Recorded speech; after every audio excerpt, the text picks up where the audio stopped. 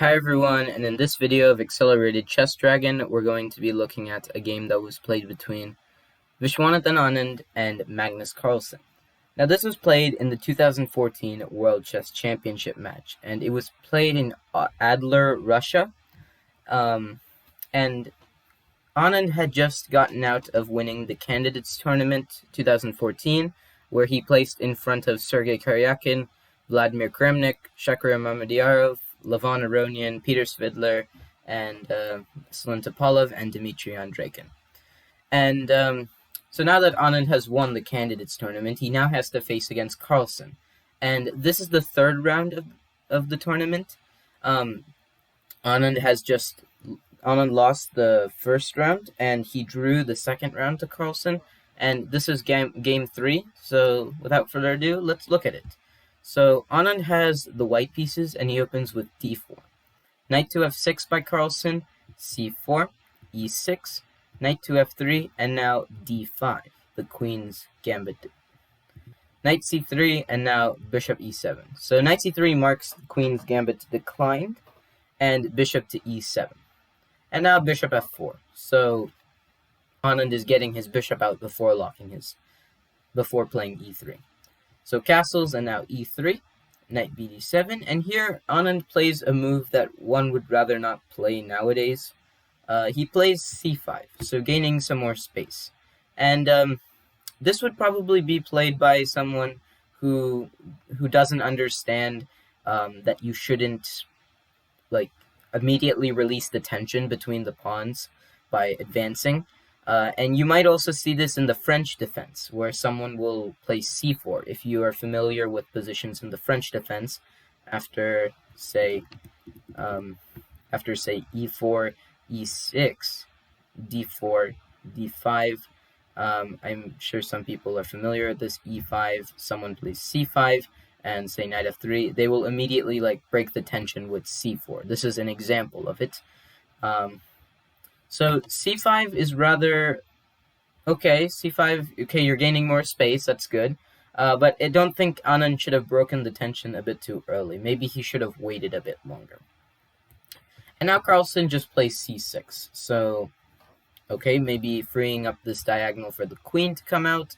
The only problem Carlsen has now is that his bishop is kind of locked in. So if he could probably play b6, get this pawn exchanged, like c takes b6 and then a takes b6, then Carlsen has this long diagonal for his bishop, which can essentially be good in the long run. So bishop d3 by Anand just developing, and now b6. Trying to target this pawn mainly, and asking Anand if he would want to maybe take on b6 and give up some of the space that he's gotten. And Anand does not say he wants to do it. He plays b4.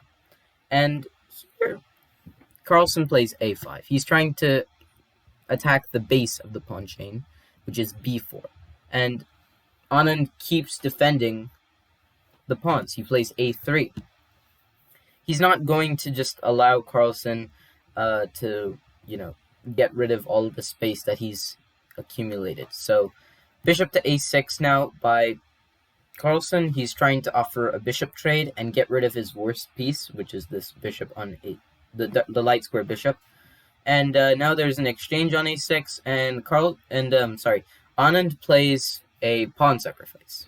So he plays b5, giving up a pawn, but for a good reason. After c takes b5, we have c6, and this looks like it wins the pawn back, but really it doesn't, because there is this queen c8 move. And queen c8 was played by Carlsen, and this keeps the pawn, because after c takes d7, queen takes c3 check. Let's say knight to d2, then there's knight takes d7, and now Carlsen is actually up 2 pawns himself, so this would not be very nice for Anand. He's just given up his passed pawn. So he just pushed c7, ignored the knight, and he has a very, very advanced passed pawn. And this could really give Carlsen a lot of burdens, and this is good for Anand. So b4 by Carlsen, just kicking the knight, and the knight goes to b5, and now a4. A4 is probably just trying to prevent A4 by white, and just solidifying the knight on this B5 square. It would then be an outpost. So A4 is just Carlsen saying that that knight will not stay there for much longer. And here, Anand plays Rook C1. He really wants that C7 pawn to stay there, so he overprotects it. And now knight to E4. There was a reason why knight to E4 was played. Rook C1 was actually also creating a bit of a threat here. So let's say that instead of knight E4, let's say that H6 was played by Carlsen. How would you win the game here? I'd encourage you to pause the video and try beating Carlsen on move 17. Okay, so if you've thought about this, the correct move is bishop to d6. And this move works because it's either saying that the bishop is going to be lost or more material is going to be lost. So let's first take into all the considerable possibilities. Let's say that bishop takes d6 is played. Well, this is the worst option because after knight takes d6, queen a8, there's c8 queen, rook takes c8, rook takes c8, and yes, I don't have to explain myself anymore. And let's say that instead we have rook to e8, trying to reinforce the bishop. Well, then there's bishop takes e7, rook takes e7, knight d6, and the same thing somewhat happens. c8 queen, you have to take, and yes, this is completely winning. And finally, here, let's say you play queen e8. There's not much else you can do. Then just c8 queen immediately. And after queen takes c8, rook takes c8, rook takes c8, bishop takes e7. This is completely winning for Anand. That is why Carlsen played knight to e4. So he's guarding the d6 square. That d6 square is a very crucial square in this game. And here Anand tries to deflect Carlsen's pieces away from it by playing knight to g5. Now, the idea is that if you play knight captures on g5, then there's simply bishop to d6. The knight has abandoned the d6 square. So now the bishop will go in there and, again, create problems. Say bishop takes d6, knight takes d6, queen a8, and c8 queen, and we reach a similar position. And if the bishop takes on g5, then there's bishop takes g5, and Carlsen... Bishop takes g5 is actually better because Carlsen doesn't really have to take the bishop now. He shouldn't take the bishop. If you take the bishop, then we'll just run into the same problem again, knight d6. So Carlsen should just say, okay, you've gotten a bishop against a knight, and say, okay, I guess I'll play like this, which was probably... it would definitely be better than knight takes g5, and but instead Carlsen found a better move. He played knight d to f6. So he's trying to basically ignore the fact that the knight is on g5, and he's just reinforcing his knight on e4. So after knight captures, this knight again guards d6. And now Carlsen tries to kick it away. He plays f3. Now, we already discussed that if the knight moves, then there's bishop to d6 as a possibility. So, that's why rook to a5 was played. Basically saying that if you capture my knight, I'll capture your knight. And that is what happened. And now queen takes a4 by Anand, just simply grabbing the pawn back. Rook to a5, skewering the queen to this a3 pawn. That pawn will be lost, but before that, Anand decides to win one of Carlsen's pawns. So he plays queen c6, and Carlsen takes on a3, and then there's an exchange on d5, and now Anand grabs the pawn back. He plays queen takes b6. So, if we assess the position here, we can see that Carlsen is a bit worse because his king is his pieces are a bit tied down to the defense of the passed c-pawn, and this isn't really fun for Carlsen because it's exhausting his pieces. Just having being tied down to defend this c7 pawn. And now queen d7. The queen does not want to stay there blocking the pawn the entire game. So Carlsen is trying to introduce the rook as the new blockader.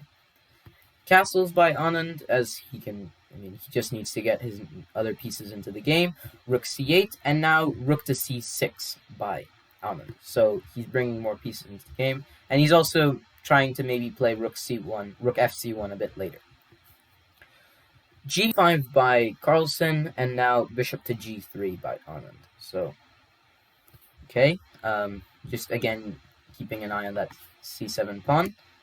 Bishop to b4. This is kind of a deflection by Carlsen. He's trying to deflect Anand's queen to take the b4 bishop, and then queen takes c6 would be played. Carlsen is way worse than Anand here, and Anand is just trying to get a draw. We can imagine something like queen takes b4, queen takes c6, there's even just queen takes a3, and believe it or not, this position is actually a draw.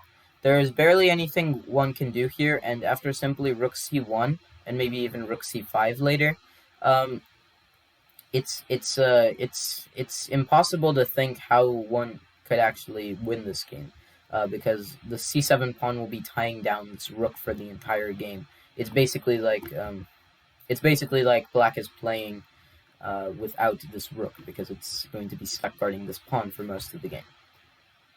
So Carlsen is basically just trying to offer a draw with this bishop b4 move. And of course, Anand, losing the previous game, does not want a losing the first game does not want a draw. He plays rook to a1.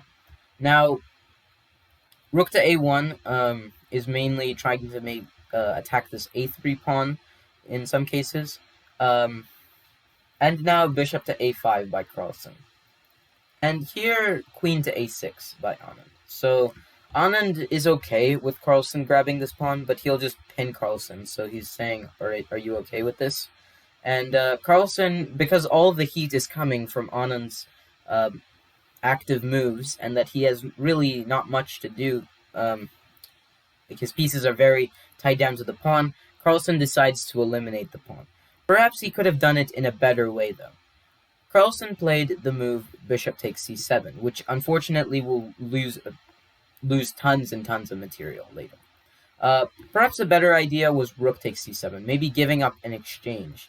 This would have been a better option than what Carlsen did in the game, because here Carlsen is down the exchange, but it would have been better than what happened in the game. What happened in the game was bishop takes c7 was played, and now Carlsen plays queen c4, so he's going to win this bishop. Anand played e5. We have bishop takes e5, and the pressure on the c7 bishop is too much that it forces Carlsen to give up the exchange. So he gives up the exchange, and now queen e7, mainly trying to attack this e5 pawn.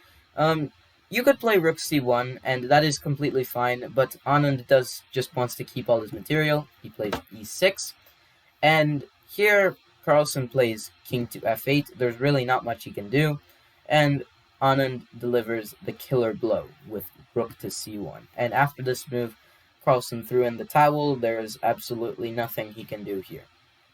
His bishop is pinned so many times by this somewhat Alekhine's gun position, and he cannot activate any of his pieces. He's going to lose this bishop, and that's why I said it was a better option to maybe go in this variation, because you would be down in exchange. Whereas here, if we assess something like this, let's say h6, rook takes c7, rook takes c7, queen takes c7, we can see that Carlsen is now down a rook. Well, not exactly, but he's down enough, like so much material, that one would just instantly resign. Perhaps if Carlsen was playing this position, then he might have some chances. I mean, he can play a bit longer. That's probably a plus about it. But maybe because Carlsen didn't want, to play a lost endgame. That's probably why he didn't go for this rook takes c7 option, and that's why he went for bishop takes c7 and went into all of this, and finally resigned after the 34th move, rook c1. So I hope you enjoyed this video, and if you have any suggestions or feedback for me, please let me know in the comments section, and stay tuned for more chess.